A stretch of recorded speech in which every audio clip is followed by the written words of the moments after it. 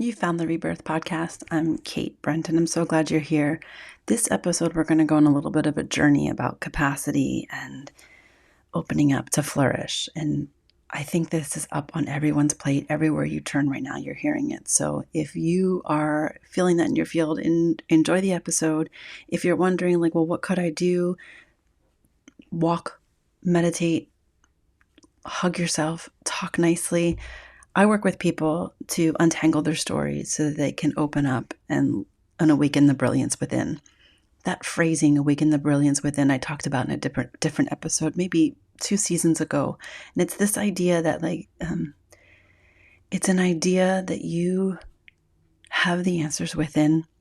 And when you strip away that which is constricting or tightening your ability to access it, when you can relax, let go, and let life lead, like the podcast talks about, all of a sudden that inquiry inside starts to illuminate something that was with you at the moment of your birth and has never left. And there is a divine brilliance within you. And I don't have all the answers, but I know from when I work with people and in my own life that when we turn inward and we make this space to feel and release, something starts to shine. So may this episode help you find a little bit more of a flicker and invite you to consider opening up that capacity, because it's really time for you to flourish. I'm so glad you're here. As always with the Rebirth Podcast, we want to support that which we want to see more of. So you can share, subscribe. If you want to work one-on-one with me, head over to the website and there is the sessions called Flourish. And the idea is it's coaching, it's healing work. I'll just say it, it's healing work.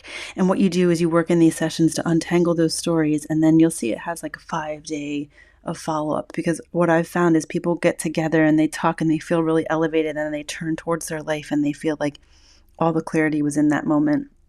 And how do I move into making it a new pattern?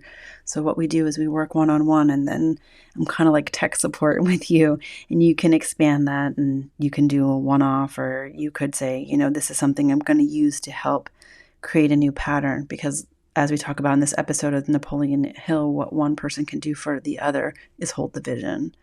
And it's time that we start to link arms with those that are ready to anchor a new way of being, that we hold the vision for each other. Thank you so much for tuning in, and I know you'll enjoy this episode.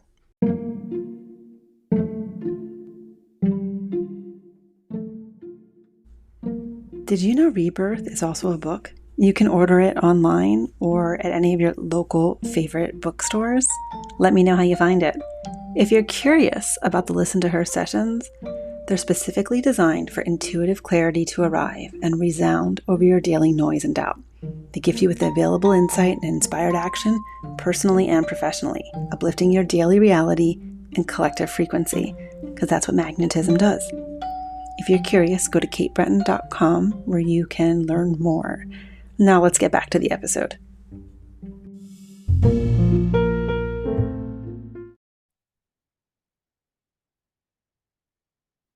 This episode is for the person that could use a little aperture opening on indulging for themselves, or what they perceive as indulging. Is that you? Because I have a story for you. I have a couple places we need to go with that, and I want to talk to you about it. So thanks for tuning into the Rebirth Podcast.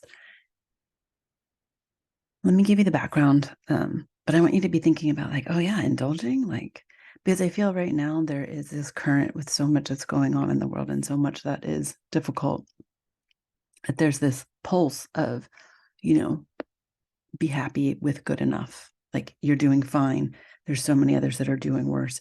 Your problems, and there's this drumbeat of don't push for more. Don't push for more. Right? There's a drumbeat of don't push for more. I went to a friend, an Ayurvedic practitioner, Lilavati. I'll tag her website, aromabliss.com. And instead of only doing the oil pulling, which I highly recommend, especially if you're someone who needs to attend to their gums and make sure it's nice and fresh, or you understand that dental health can cascade down to your entire body.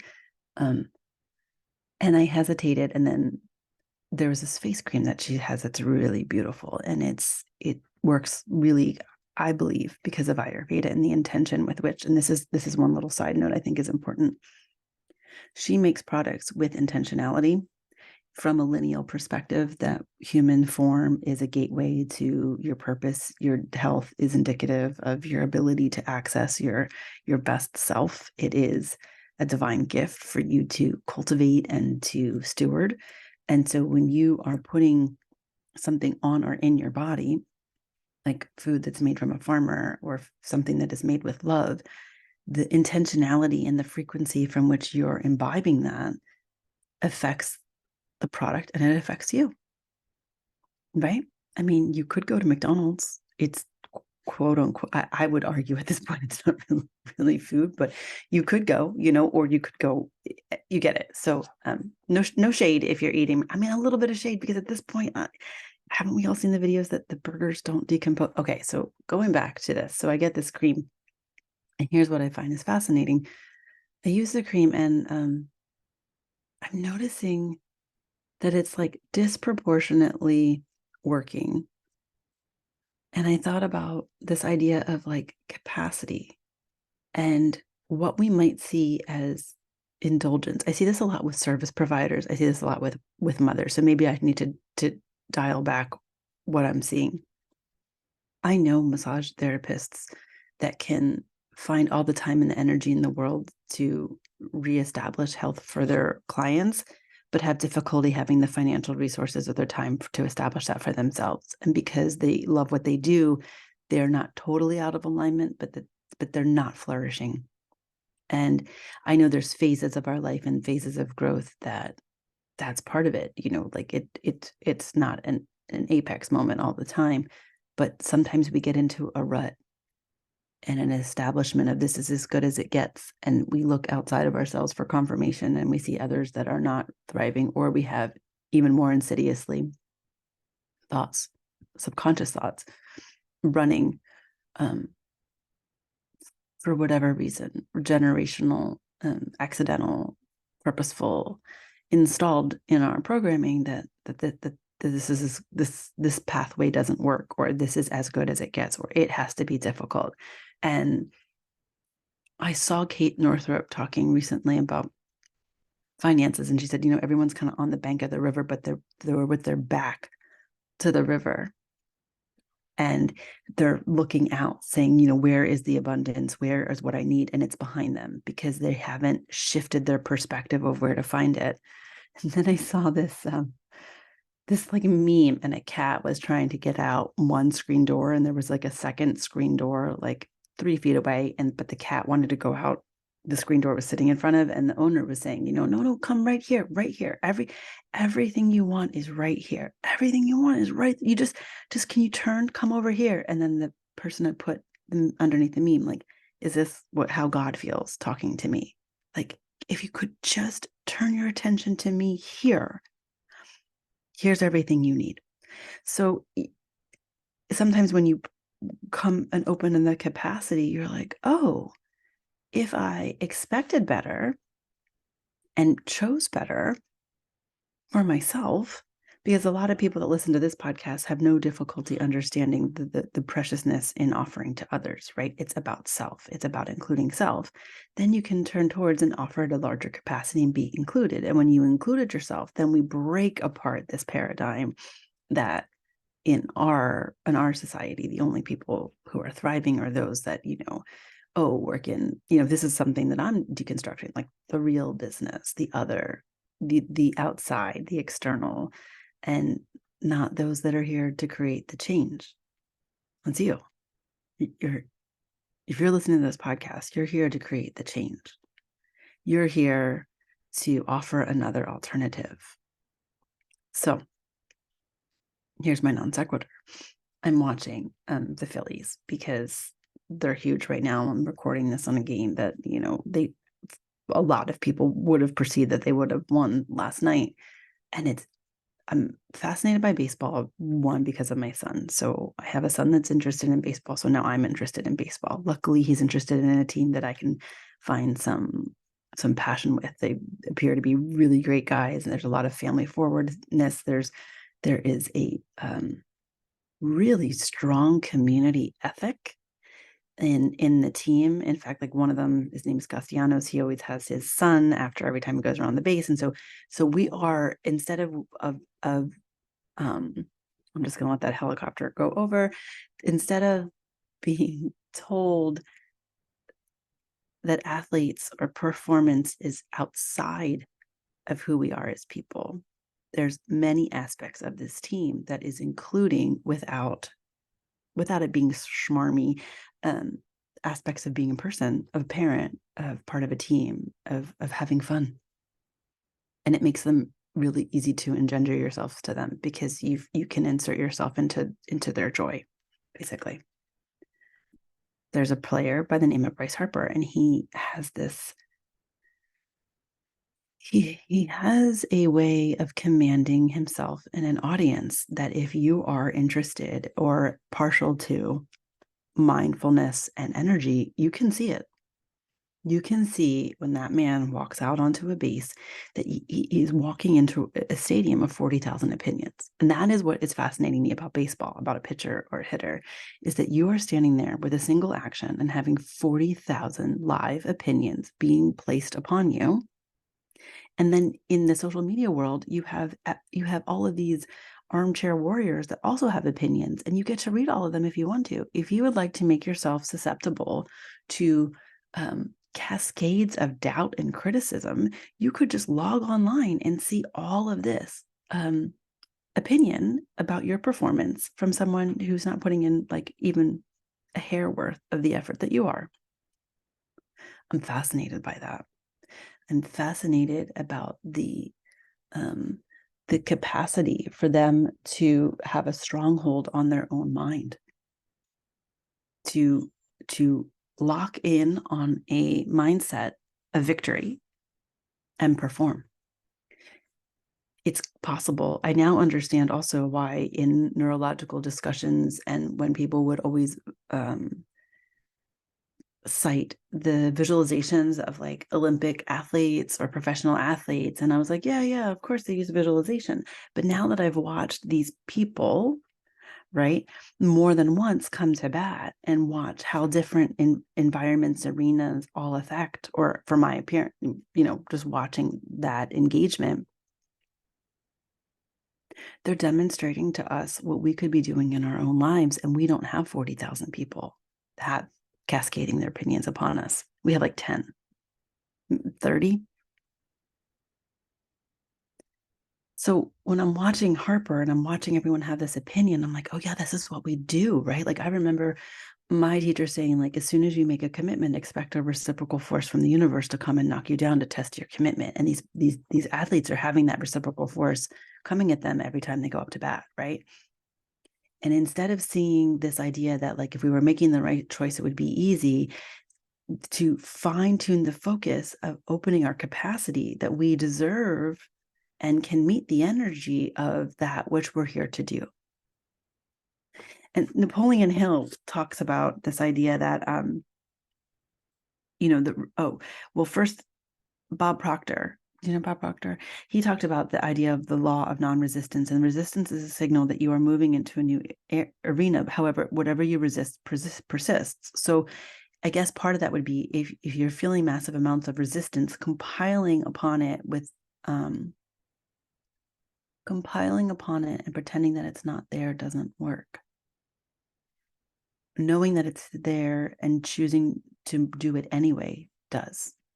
And he also talks about that, Napoleon Hill was talking about needing someone to help him hold the vision. And this is what a man can do for another, is hold the vision. Because if two of you shall agree on earth as touching anything that they shall ask, it shall be done for them. Okay, so if two or more ask to touch upon a new thing, it shall be done for them. So then we look at this idea of a team that is choosing to move together, to compound. Like, what team are you choosing? This is a long way of asking you this. If it's time to flourish, what team are you choosing? What intention have you set for yourself? Set your intention, hydrate, sleep, increase your capacity for holding a better answer than you expected. and then expect doubt and resistance to come in proportion for what you have declared. Set your pace for your timing to know that some things will happen instantaneously and some things won't. You're hearing a lot of people talk about now about, social media creates this idea of instantaneous success, but those that are worth their salt will tell you that on social media that they've been after something for like a decade. So if it's time for you to flourish, where are you?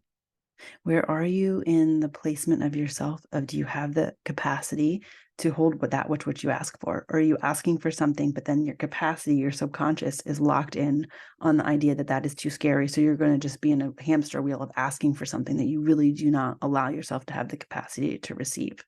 If you're like, Kate, how do I open my capacity? I mean, I would start with buying the face cream.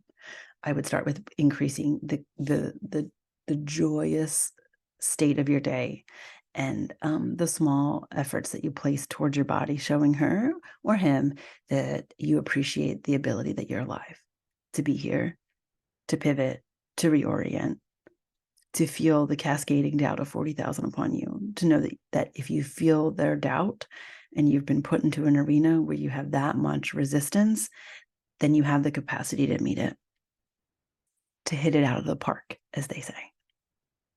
It's your time to flourish. This podcast was recorded in the middle of the eclipse season. This eclipse season is no joke. It is unearthing every doubt that you've had. And then if you are excavating your doubts and moving forward, it's going right for generational subconscious traits. You're not crazy. It's definitely what's happening. You're not alone. You know what's amazing about having another person hold the vision for you or hearing that you're not alone? Something relaxes. You can feel it in your nervous system. It's like, oh, I'm not crazy. In the book Rebirth, one of the stories talks about how when you put life in context, you start to realize it's not my life that's like this. It's life that is like this. Life will create a system of resistance because we're on a polarity planet for me to transmute with my will and have an open capacity. I can use my voice internally, how I talk to myself. If no one else is seeing it in me, then unfortunately, I have put myself in a place where the first voice that has to be unwavering when I come up to bat is my own. And then as I hold that frequency, I will draw to me teammates that will celebrate and hold the vision when everyone else says it's not going to happen. I will open my personal capacity to consider that the mere fact that I have the desire within me, to borrow phrasing from Amanda Frances, the fact that you have the desire within you means that it is good and true. If it was placed there in a good and true way, then it has the capacity to flourish in this life. This podcast is sent out for you who thought that living just below water level is enough, that you don't want to rock the boat, and how dare you want more. Please dare to want more.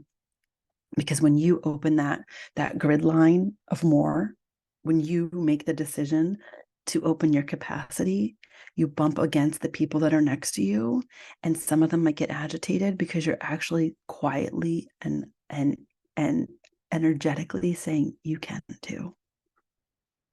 And you know what? If the first thing they send back to you is resistance, you can smile going, oh, it's working. Because their nervous system is scared and saying, is this okay? And so instead of me confirming their resistance, I will just hold my own frequency and communicate to them that it is okay to flourish. It is okay to want what you want. It is okay to be who you are here to be. And I have a team, seen and unseen, that is walking with me up to bat to start to change the trajectory of what it is to be a human being and flourishing in these times. I believe you can do it. Let me know how it goes. One simple step. You got this. You're up to bat.